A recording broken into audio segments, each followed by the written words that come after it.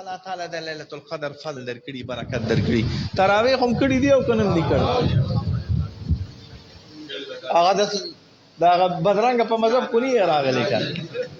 او کنه سینما کې دا بدرنګ په مذهب راغلي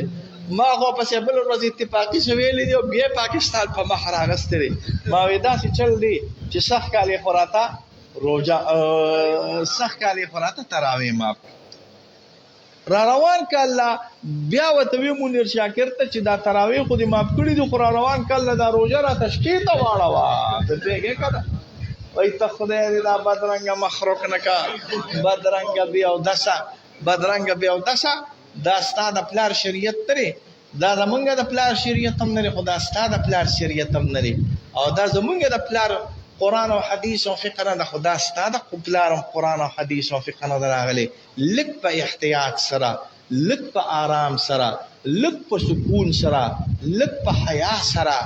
لک په احترام سره لک د الله په یاره سره لک د آخرت په یاره سره لک د عوامو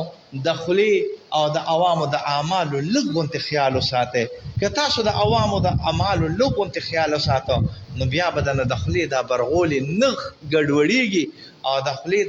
د پرتغاخ په دی لکتړلی وي او کو دخلی د پرتغاخ نه تړي نو مارته وی چې صح کال روزه ماف شو بل کال صح کال اعتکاف څه شي دی تراویح ماف شو بل کال روزه ته د الله تعالی خیر پیښ کیخه نو تراویح هم کړی دیګه کنه ان شاء الله دا تراویح چې صرف تاسو را تراویح موکړي دا الله تعالی د رمضان په دا الله تعالی د ليله القدر په شپه کې